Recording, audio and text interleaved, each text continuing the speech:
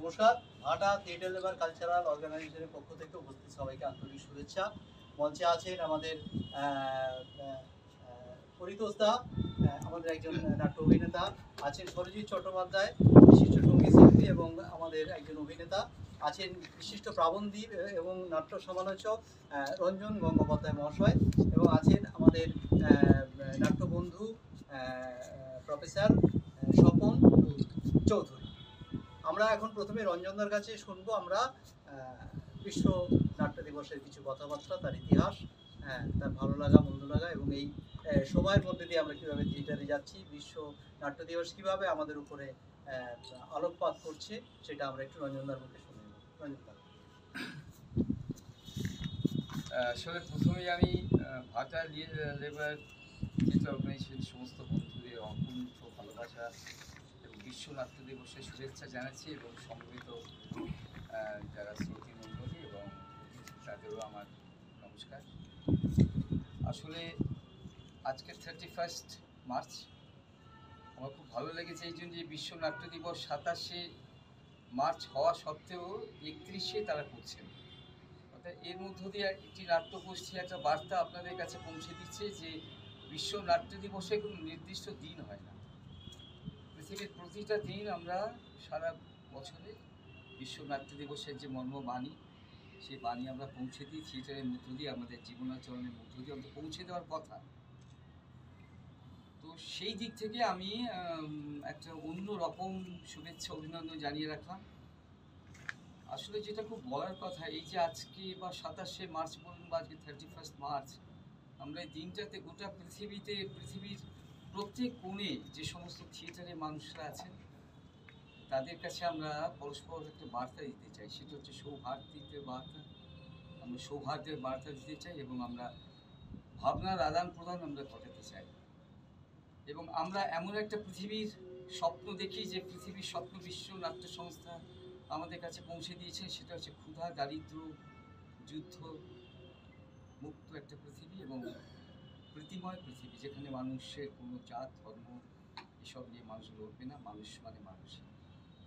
মানুষ এই কথাটা সারা পৃথিবীতে এটা বুঝবে যে আমি যদি হিন্দু হয়ে যাই তাহলে ছোট হয়ে যাব, ক্ষুদ্র অংশের মানুষ হয়ে যাব, যদি মুসলমান হয়ে যাই ক্ষুদ্র অংশে মানুষ হয়ে যাব, যদি খ্রিস্টান হয়ে যায় ক্ষুদ্র অংশে মানুষ হয়ে যাব, কিন্তু আমি যদি মানুষ হয়ে উঠি তাহলে গোটা পৃথিবীতে আমি সম্পর্কিষ্ট। এই সত্যটা থিয়েটার পৌঁছে দিয়ে আসে।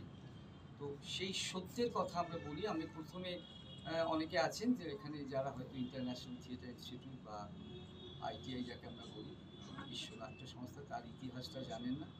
আসলে একটা সময় এসেছিল, আপনারা জানেন 1939 থেকে 1945 দ্বিতীয় মহাযুদ্ধ হয়েছিল। সেই মহাযুদ্ধের পরে গোটা সেই লণ্ডভণ্ড হয়ে যাওয়া পৃথিবী, সে পৃথিবীতে স্থায়ী শান্তির ভাবনায় পৃথিবী দেশগুলো মিলিয়ে জাতিপুঞ্জ তৈরি করেছিল ইউনাইটেড নেশনস অর্গানাইজেশন। সেই সংগঠনের যে সাংস্কৃতিক সংগঠন, তাতে ইউনেস্কো বলা হয়। সেই তখনকার দিনে ইউনেস্কো যিনি প্রধান ছিলেন, অর্থাৎ প্রবন্ধক যাকে বলা হয়, দার্শনিক জুলিয়ান হাক্সলি, তিনি কর্মসূচি মরিস কার্টস, মানে বাংলায় যেটাকে কয়েকটা টয়লেট জ বলা হয়, সেই মরিস কার্টসকে ডেকে বলেন যে থিয়েটারের জন্য গঠনমূলক কিছু করা যায় কিনা, এই বিষয়ে আপনারা বলেছেন। তো সেই সূত্রেই প্রাগে, অর্থাৎ চেকোস্লোভাকিয়ার রাজধানী যে প্রাগ, এবং সেই সূত্রে যে ইন্টারন্যাশনাল থিয়েটার বা এই বিশ্ব নাট্য দিবস, সেটারও একটা ইতিহাস আছে। সেটা হচ্ছে 1961 সালে ভিয়েনায় নবম কংগ্রেস হয়েছিল ইন্টারন্যাশনাল থিয়েটার ইনস্টিটিউট বা বিশ্ব নাট্য সংস্থা।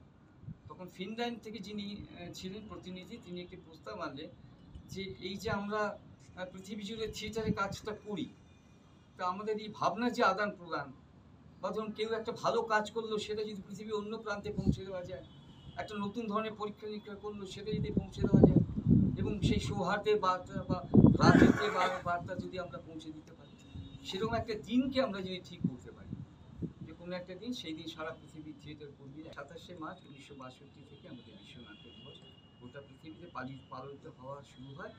আমাদের দেশে অবশ্য অনেক পরে, সেটা আমি পরে যাচ্ছি, তার একটা ইতিহাস আছে। কিন্তু সেই একটা সারা পৃথিবীর সংস্কৃতি জগতের সঙ্গে যারা যুক্ত বা বিভিন্ন ক্ষেত্রে যারা মানে ন্যায়ের পক্ষে লড়াকু সঙ্গে শেষ তার লড়াই, আপনারা জানেন যে মানে অক্সিজেন মাস্ক নিয়ে তিনি মিছিল করে বেরিয়েছিলেন বর্তমান সরকারের জনবিরোধী নীতির বিরুদ্ধে প্রতিবাদ করতে।